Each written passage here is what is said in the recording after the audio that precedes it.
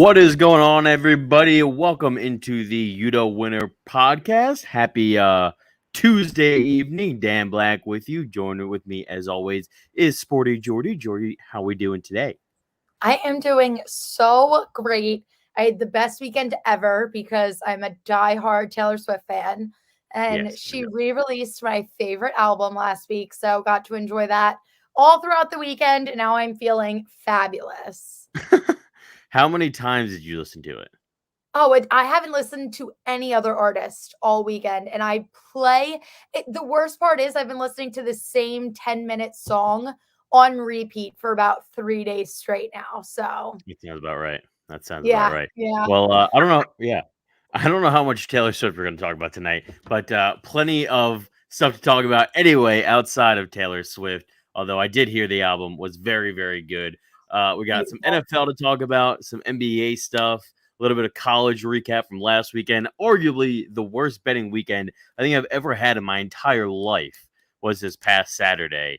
And we can get into that a little bit later.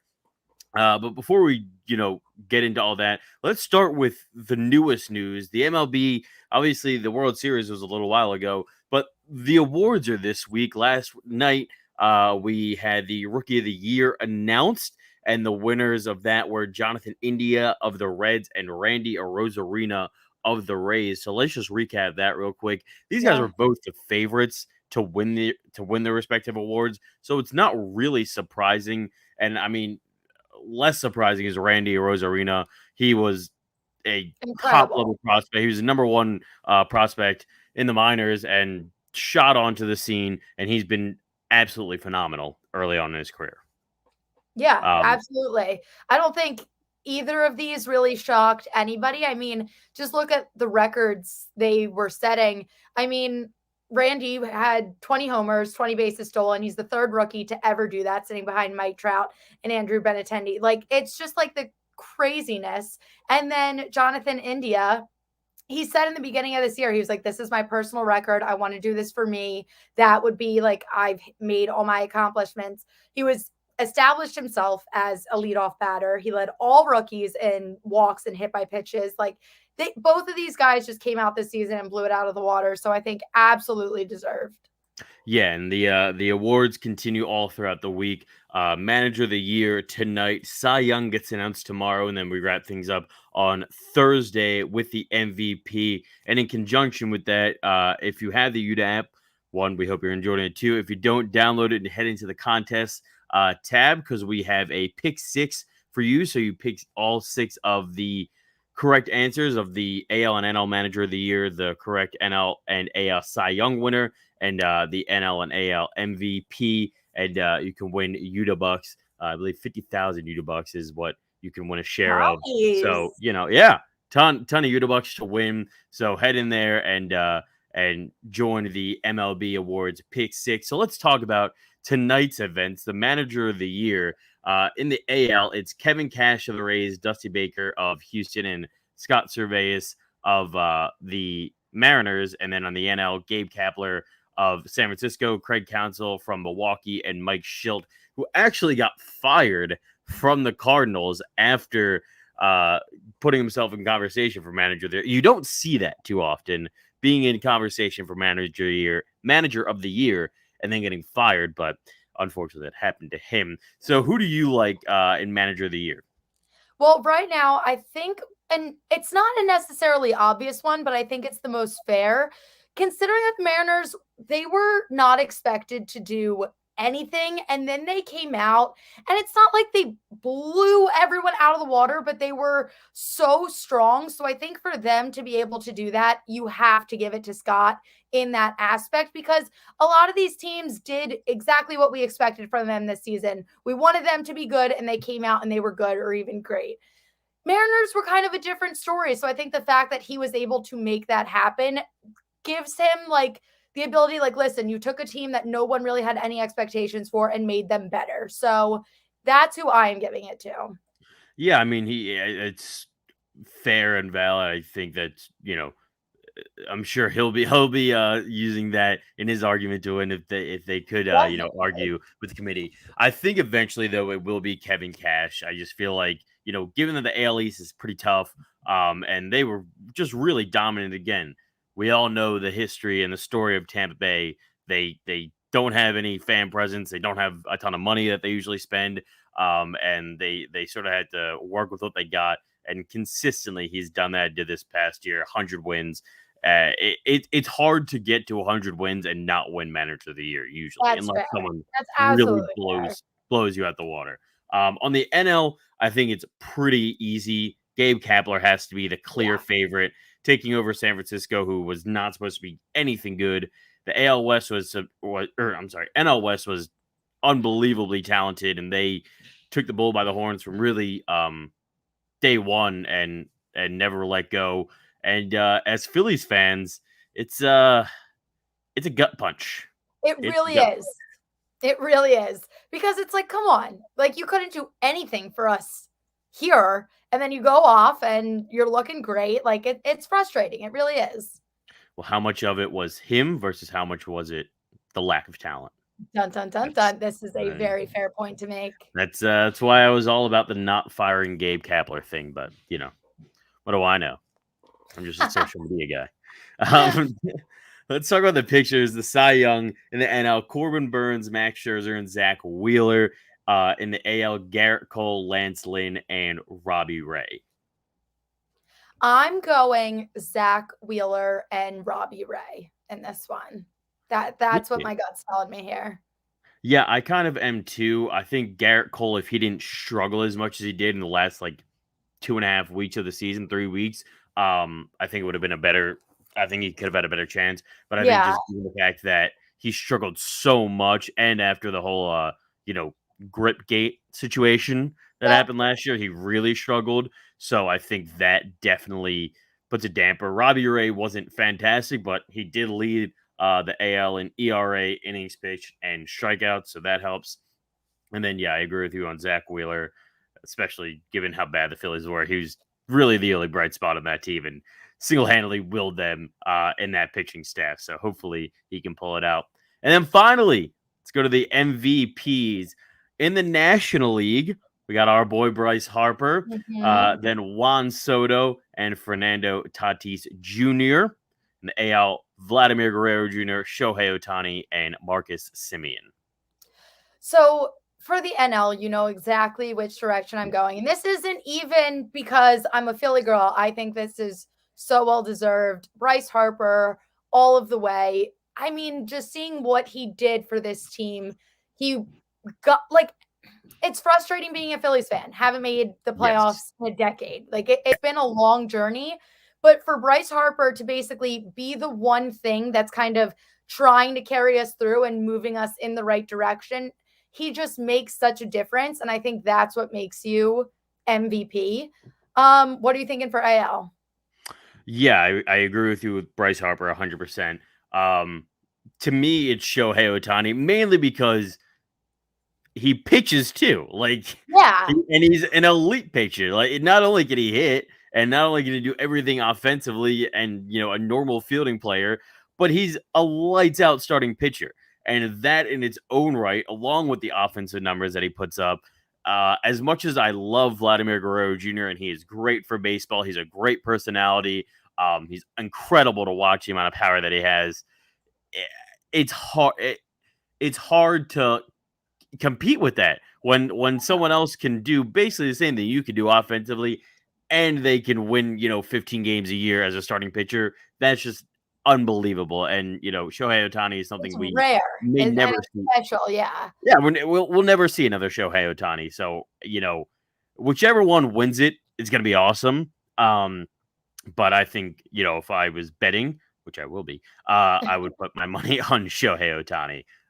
So hopefully, we'll see. We'll see. Those awards are all throughout the week. Manager of the Year again this evening, Cy Young tomorrow, and MVP on Thursday. And don't forget to join our pick 6 for the MLB awards this week. Now let's scooch over from Major League Baseball to the NFL. Before we get into this, did you see the AJ Dillon? You see that man's quads? Yes. He may take over Saquon Barkley for quads of the league. I think he surpassed, which I never thought I was going to see the day, because when I originally saw Saquon's quads, I was like, this is just not human. Like, you were Yes. literally crafted. Like, he looked like one of those like Rome sculptures that you see in a museum somewhere. Yes. But In no, Rome. literally. A Roman sculpture in Rome. That's where you would see one. No, they need to like have a squat off or something, because it's ridiculous. It really is. It's insane to me. Yeah. Their squat is definitely bigger than my whole face, and I can't. Oh yeah, I think maybe both of ours combined. Yeah, no, literally. They're gigantic. They're unnatural. I wish I could squat like that, but yeah, not to be. Let's recap how we did over the weekend. You once again did better than me. This needs to change. You need to Not catch happy up. about it. Your talent, like, you're right there. I'm right. I am getting I mean, Washington beating Tampa Bay. Who called that? And Not the me. Rams looking like the Lions, honestly, is kind of concerning. This tie, though, the Lions tying with the Steelers, that is going to haunt me. That little one, 7-2-1 right now. It's going to haunt me. It's going to bother me. You should have won undefeated last week. You know what? Well, it was the Cardinals that really did me in, because I knew Cam was going to be active, but I didn't know that he was going to get as much playing time as he did. And I knew Cam going back to the Panthers was going to be a very good thing for them. I wasn't expecting it to happen that quickly. And we saw what the Cardinals did the week prior in a divisional game where they looked completely fine without Kyler and D-Hop. So I was like, you know what? They still got it this week. Colt McCoy fits this offense great. But I was very, very wrong. And that was a tough game to watch. No, that was shocking. Yes. I mean, for the obvious reasons of the Cardinals have been incredible this year. Carolina hasn't really been very good. Cam Newton's hasn't played in a while, and they just it was baloney. It really was. I think it's a very good way to describe it. Kind of like the Browns going against. It wasn't. I would say that wasn't as, or the Panther situation wasn't as bad as that, because, or the Cardinal situation wasn't as bad because, like, you don't really have recent tape of Cam Newton in Matt Rule's offense, because he literally just joined it. Whereas, like, at least, you have some tape, another game, there's some tape there. And you can expect some stuff. That was a horrible game to watch. And, like, I took the Patriots. I had a feeling they were going to have a good day, but I thought this game was going to be so close. It was like the game I was the most excited to sit and watch this weekend, and the Browns did not show up. Now, I have a theory. It's a hot take. Are you ready? Are you a Baker Mayfield fan? Like, do you No, like I hate Baker? I don't hate. Okay, I don't hate Baker. Thank you. No, yeah, I don't hate Baker Mayfield, but I like, from the time he was cut. Well, from the time of that draft, that was the Lamar Jackson draft, right? Yes. That draft, I remember on my college radio station, I said that the two best quarterbacks are going to be Lamar Jackson and Josh Allen, and I remember that to this day, who I was co-hosting with and everything for that. And I was like, I'm not into Baker Mayfield. My one friend, the one guy I was co-hosting with, he was a Jets fan. He wanted Baker Mayfield so bad. I'm like, he would be terrible with the Jets. Yeah. And he has been not very good with the Browns. No. I'm like, what's frustrating about Baker is he has such good qualities that clearly shine through. Why he isn't consistent and why he needs to have this underdog mentality to overperform and be great. It's really frustrating to watch. But my theory is every time he's playing really, really poorly and the Browns are getting blown out, suddenly he has an injury halfway through. And all of a sudden now, then he's out, and then there's an excuse, and he's either uncertain or he's playing, but you don't really know what's going on with him. And it's like he has this excuse to kind of not be 100%. Then he comes back out, and he's great. And then it's just this cycle that keeps continuing and keeps spinning. I think if the Browns had And yet, like, imagine, this is hypothetical, Mm-hmm. but imagine if the Browns had Aaron Rodgers. The Browns would be Super Bowl contenders. Oh, They can't there get wouldn't there even be a question. There wouldn't without be. no questions asked. With Baker, they can't make that jump. And now this weekend, their defense really wasn't in it. I'm not going to be one of the people that blames Myles Garrett because I think that's a ridiculous argument to make. But the whole defense just wasn't totally there. So there were more factors than just Baker. But until the Browns have a better quarterback, I don't think they'll make it to the big game. No, and I don't really know what they do from here on. I wouldn't give Baker Mayfield a contract. I But wouldn't. that's just What me. has he done for you that has showed you long term he is going to be the one? Yes, and like this is what's tough, especially for all the people. Like a lot of my friends love Baker, like live, sleep, and breathe Baker Mayfield. I can't get behind it, but he keeps. It's like a toxic relationship because he keeps bringing them back in because he'll be a little crappy, and they're like, no, don't worry, he'll come back. Then he'll bounce back and have these explosive, exciting games. And it's just this cycle where no one can fully give up on him because he draws them back in. Like we need to rip off the Baker Mayfield Band-Aid and accept that he is not a long-term solution for the Browns. Yeah, I'm right there with you. I Thank don't get you. the I Baker needed that. Mayfield thing. Listen, he's a frat boy superstar. And I Yes. was in fraternity, but Yes. I don't get it. I I don't get the whole. I don't get it. I never once saw what anybody saw in the guy. He's not a great athlete. Doesn't have a huge arm. He's not very big. Like I don't. It was the same thing with Tua. It was the same thing that everyone fell in love with Tua. I never got it. To See, this I day, I kind still of don't love get it. Tua. I I I I kind nice of love guy, Tua. not about it. I don't think he's a quarterback in the NFL. But that's a different story. Let's talk about some winners and losers. Just Okay. overall, we sort of covered the Baker Mayfield Browns thing. Before we get to the winners, let's talk about the rest of the losers. Um, the Chargers have been sliding. They have screwed me over again Yes. in betting, so I can no longer trust them. And Sam Darnold, is this basically just like it for his career?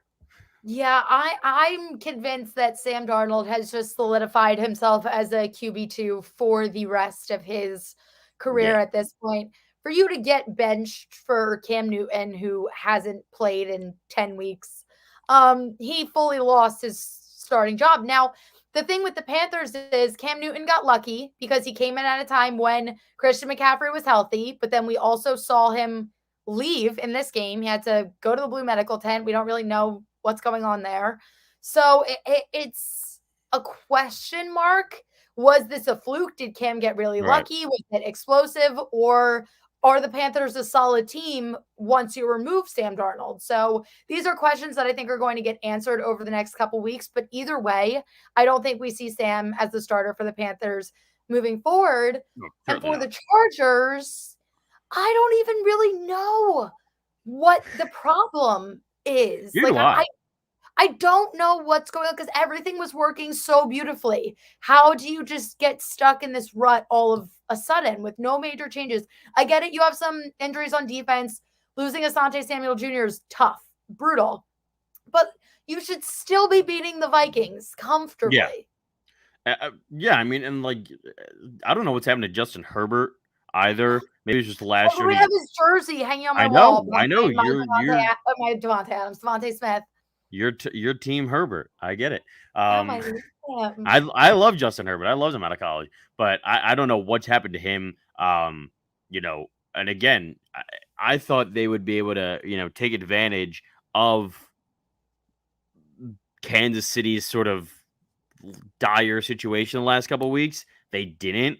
And they put themselves in a situation where they, I think are going to be on the outside looking in come, December. Because listen, we got 2 more weeks in November, then it gets down to the nitty gritty. Absolutely. We're right there. So I think that they got to figure something out if they want to have a chance. Because I don't know what happened to them. They have been shockingly bad the past couple weeks, and they need to figure it out if they want to, get back into things. Let's talk about the winners. Cam Yeah. Newton, big winner. obviously Definitely. shocking the world. The He's Lions, back. yes, the Lions pseudo winners by not losing. Yeah. Yeah, they did not lose. So they won't go 0-17, but they might go 0-16-1. Can we just talk about how that might have been the worst football game on both like Steelers and Lions? That might have been the worst play I've ever seen, ever. Like it was I don't sad to watch. know. I I remember. I wanted remember. Listen, I I wanted them remember. to put in Dwayne Haskins. I remember when I was like 7. I went to an Eagles Jets game, and the Oh final god. score was like 9-6. It was like a gross, like rainy day, and it was just bad football. Bad, Um, yeah.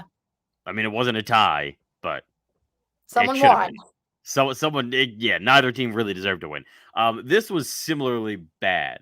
I mean, I get that the Steelers didn't have Ben Roethlisberger. Not like Ben Roethlisberger's Ben Roethlisberger for old anyway. But better than the alternative. Yeah. Yeah, it was bad. And I hate ties. I mean, we talked about this before we got on air. There's like a laundry list of just rules, written and unwritten, in sports that I hate. The tie is one, it's un-American. It really We is. don't It should tie be in this abolished. country. And two, it makes no sense. None. Like only in soccer do you tie, and that like sort of kind of it still doesn't really make sense, but like based on how they do things and how they score things, I'll give it to you. But like when there's no, especially in a sport in football where there's no like points to get in the playoffs, it's all about your record. wh- I don't get it. I don't get the Yeah. point of the tie. You don't tie in high school. I don't believe you can't tie in college.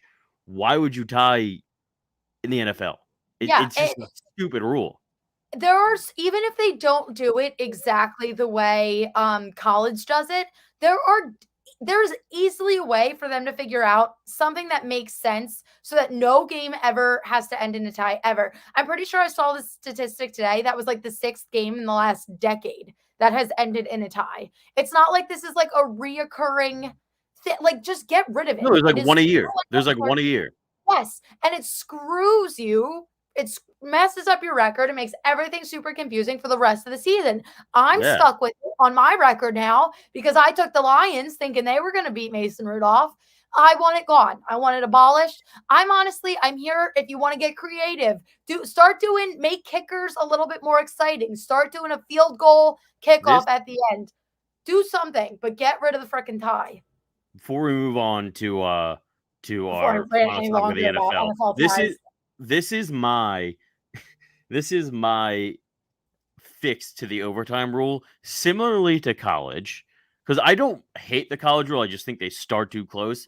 I think you do the same type of rule as college, but you start at like the 50-yard line. Therefore, it's not that hard to get into field goal range, but it's not a gimme field goal either. But like it still gives the defense a chance, and you could still score a touchdown. Like Absolutely. I think it's like it's the perfect combination of there's definitely a much better chance of someone actually scoring, but it's not like, back and forth like it is in college where you can get to 80-72 or Yes. 70, No, whatever. I'm here I for it.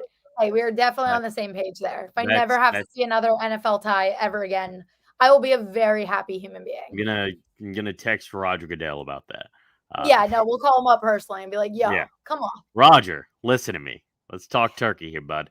Um, before we wrap up the NFL, one thing we wanted to mention, we do have gridiron games this week, 2 in college and 3 in the NFL. So make sure you head into the UDA app and into the contest tab and play the gridiron games. Lots of fun. We had some winners last Yeah. week. Try and win some UDA bucks and some real money as well.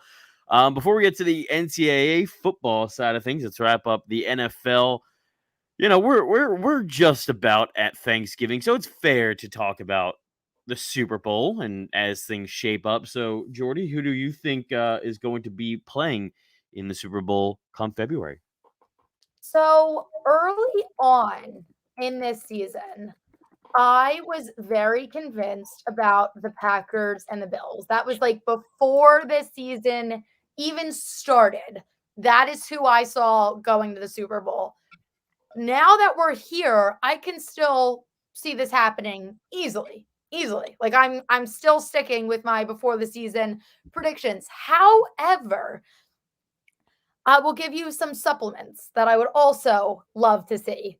If Okay. I could witness a Ravens Packers Super Bowl, I would genuinely be the happiest person ever.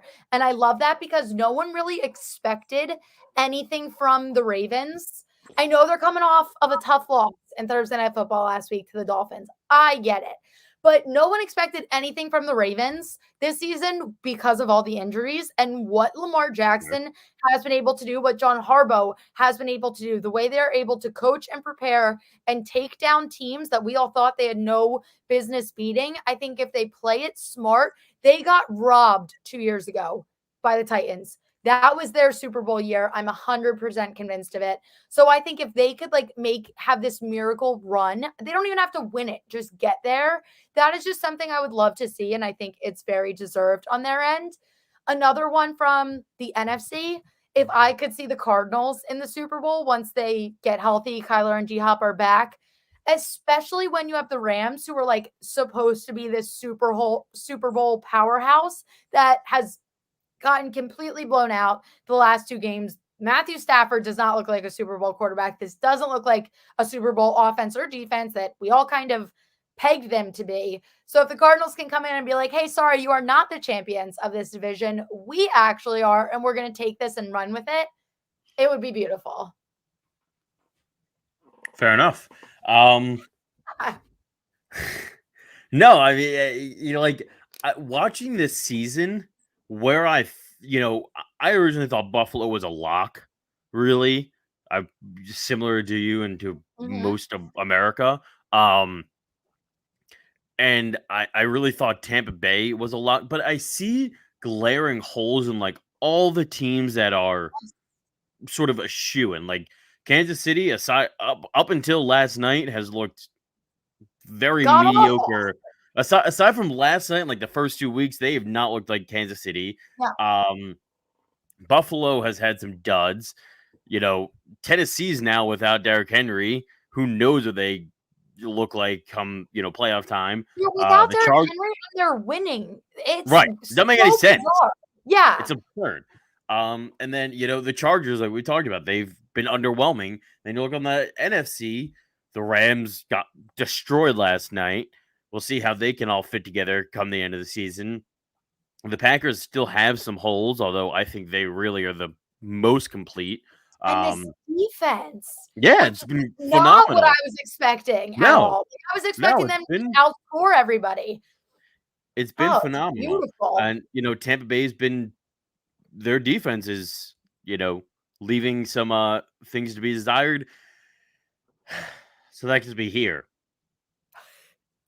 A tough thing to say. Tough thing. God. Are you going to say the Cowboys? I am going to say the Cowboys. Oh, don't do that to me. Yes, I know. It's the one thing you never want to say as a Philadelphia fan, that the Cowboys will be in the Super Bowl. I don't see any other, and especially if Green Bay cannot find a way to get a home game, I don't see any of these other teams being able to compete with the Cowboys. The reality is their offense is unreal. Their defense has played out of their mind this season, and they are running on full cylinders. I mean, they are the best team, in my opinion, in the NFC. It sucks to say. I hate it. I despise it. But it's the truth. It is. And I'm not going to say you're wrong, but it's so painful to wrap my head around, because the frustrating thing is the Super Bowl Cowboys conversation. It's been creeping up for the last 3 years. Before the season starts, everyone puts the Cowboys in Super Bowl contenders, and they come out and they look average, and us Philly fans can laugh about it. And then this season, it's like, oh no, like they're in this conversation and they deserve to be here. No, like they're 100%. Yeah, no, they 1,000% deserve it. They and they're not like a young team anymore. Like they're Amari Cooper's a veteran, Dak Prescott's a veteran, Ezekiel Elliott's a veteran. Like all their guys are veteran guys. They've made great draft picks. Michael Parsons has been he could be, the best linebacker for the next decade in the Yeah. NFL. And then The you have cornerback, Diggs. what's his name? Yeah. I mean, he's if he's not intercepting the ball, he's getting blown past, but hey, it is what it is. But when he makes that big turnover in the playoffs, we're going to remember it. Exactly.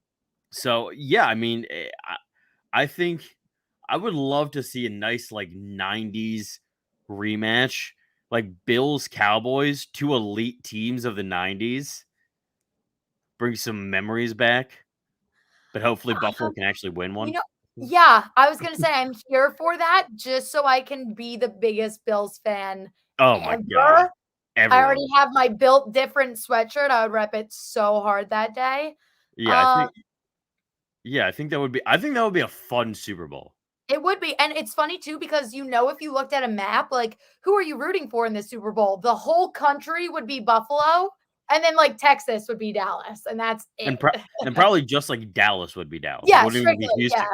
yeah.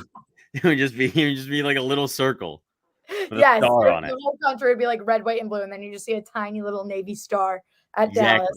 Exactly. Yeah, I would. Yeah, I think Buffalo. I think that would be offensively, defensively, both teams elite, and just it would be a very high scoring game. That would be a good game. It would be that would be. I would love to see the betting numbers that would come out for that. Oh my God. Yeah. Speaking of betting, as we move on to college football, I prefaced it earlier. This was, without a doubt, the worst betting weekend It was a tough week. Yeah. Of my life. Not only did I do poorly, I didn't win a game. It's okay. Penn State at home doesn't lose. No. They lost. Coastal Carolina.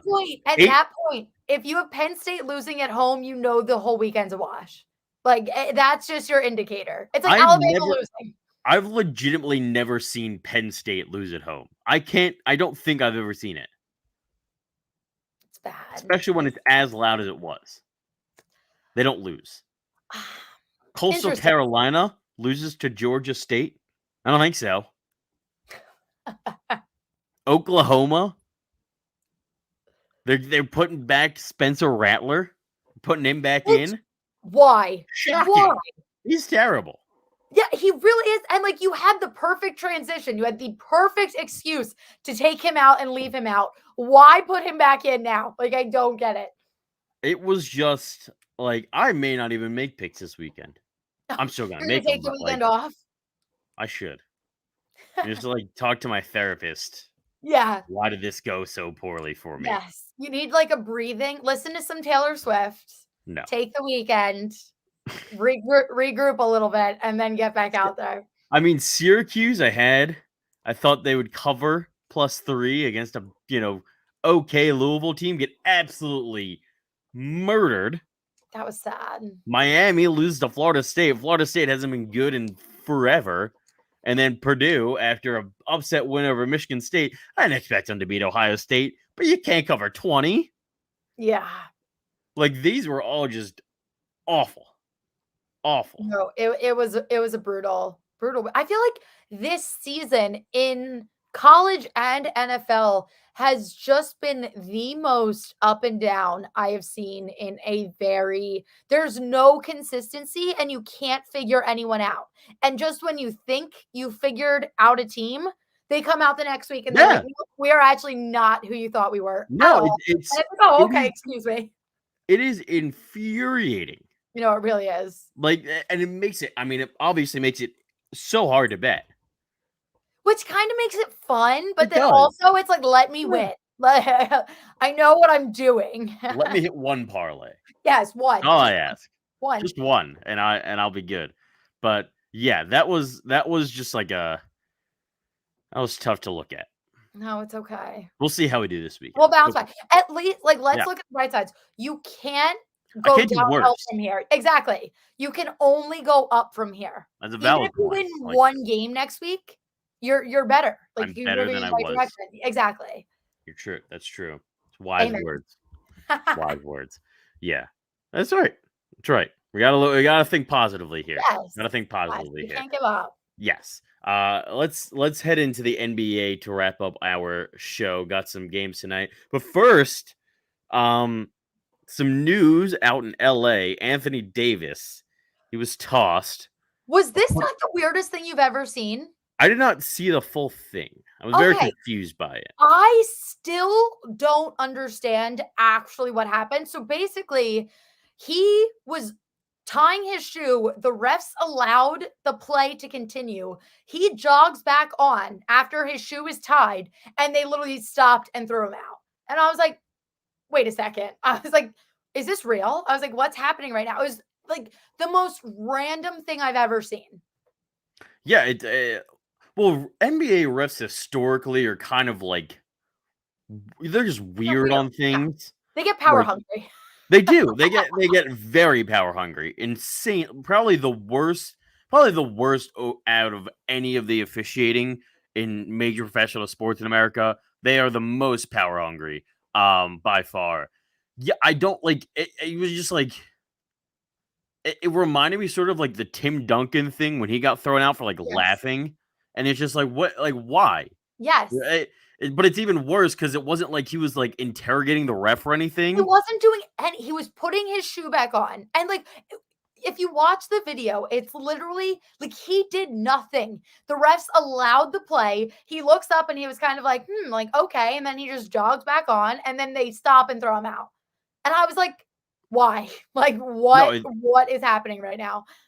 it makes no sense. Yeah, Literally it's not makes like he was like being annoying on the side and like causing a scene and like taking forever. Like he literally just leaned over, tied his shoe, and then went back into the game. And they're like, nope, that's enough out of you. Very And he weird. was like, what? Very weird. But how about those Bulls? They've been very good. They've been killing it. I am a huge Michael Jordan fan. He is literally the wallpaper on my phone. So I own a Chicago Bulls sweatshirt for that reason. I'm gonna start rocking it because they're killing it right now. You Yeah. should be proud of that. Yeah. Love the Bulls. I also love their pinstripe jerseys. Yeah. No, Those are they're just a epic. cool team. Like, They I are a just cool like team. them. Great city, Chicago. Yes. Let's pick some Love games tonight. Chicago. Let's pick some games tonight. We were both Definitely. 2-1 last week. Yes. So let's see if that changes this week. You have first. Let's talk about the Warriors game. We both have picked the Warriors. Yes. I think that's a fair pick. Steph Curry has been absolutely dominant this season. Like, if he doesn't win the MVP, and they're playing against the Nets in Brooklyn, but still, I don't care. I'm taking Golden State every day just because Steph Curry's been out of his mind good. And yeah. No, that whole team, and like honestly, the reason why I picked them is just because their defense has been so solid, and the Nets, they're dealing with a lot of injuries. I just don't think that Durant and Harden can kind of keep up with this Golden State offense as well as going up against their defense. I just don't think it's going to happen. And the Warriors, they're on like this. It's just, I like what they're cooking up. I know the last episode we were like, are they back? And we kind of came to the conclusion, like, yeah, they're back. And now here we are a week later, and definitely sold on them. I'm excited to see them this season. But yeah, I definitely had to take them tonight. That's fair. Yeah, the Warriors are unreal, and it's good to have them back. We talked about this last time. It's good to have the Warriors back again. It's good. Yeah. Whatever. 100%. The As next long game, as we don't go taking over finals for the next 5 years. No, okay. We're past those days. We've matured from that. I'm ready. We've matured. The next game we see a difference of opinions on. You like the Sixers, and I like the Jazz at home. Sixers are starting 2 weeks on the road tonight. Why do you like them despite being on the road and without Joel Embiid? So, the Sixers, so they're on a 4-game losing streak. They are also on a 4-game losing streak against the spread. So, everything in me is saying don't take them here, but that's why I think it's time to take them, because think about it. These games without Joel Embiid, without so many of our starters, our bench has stepped up. And like I said, haven't been winning, but has been in games. They've been fun to watch. I just think it's time. Our defense, third worst in the NBA right now. That's our biggest issue, but our offense has been explosive. The Jazz defense also, I don't want to say stinks, but isn't great. So if we can take advantage of their crappy defense, score, we're going to be able to get ahead and we're going to be able to win this thing. Our thing is we need to hold on to the last 6 minutes of the game. If we can solidify a hefty lead there, that's going to be what wins it. So I have faith in the Sixers tonight. I don't. The Jazz also have not been very good. The Jazz themselves have been on a, losing streak. They've lost like 4 or 5. But I just think no Embiid. They're traveling west. It's first game of a long road trip ahead. I don't like the whole cross coast, take it's just I just don't see it, especially without Embiid. That obviously is a giant hole. So like if this was their third game of the road trip, maybe I'll take them after they've gotten a little used to it. But I think game 1, I like the Jazz to bounce back and get a win at home. Their second to last game of their homestand before they hit the road. The final game that we're going to talk about is Clippers at Spurs. We both soundly take the Clippers. They've been, I think, they won like 7 of the last 8. Not really close in terms of talent for these two teams. And yeah. Yeah. And even without Kawhi's still out with the torn ACL, and this team just consistently keeps getting better and better. So I'm terrified for when he is able to come back and rejoin them. But yeah, this was an easy one for me. Yeah. No, they're pretty easy. So we will see how we do after tonight. Before we wrap things up, let's talk some soccer just real quick. USA playing Jamaica tonight. Got a big win over Mexico. What do you think they do against Jamaica this evening? I'm feeling confident with us. It's been a long time since I've been able to really sit back and enjoy USA like this. So I'm feeling good going into it. Yeah, I think they absolutely steamroll Jamaica. I think they win probably I'm going to say 4-0. Nah, 4-1. 4-1. I'll give Jamaica a late goal when the United States just doesn't care anymore. But yeah, glad that Pulisic scored last game. They're like, fine, you guys can have one. Yeah, exactly. All right, yeah. But we will see. They play Jamaica tonight. Love Jamaica. Hope they have some good jerk chicken before or after the game. Don't want to eat that before you play soccer. Yeah, that's a tough. Well, that wraps up this episode of the UDDA Winner podcast. Make sure, if you haven't already, to follow us. Follow Jordy and I on Instagram, or I'm sorry, on Twitter. There are our Twitters. That's our Instagram as well. Also follow UDDA on all social medias, UDDA_winner. And we will talk to you next week. Bye. Bye.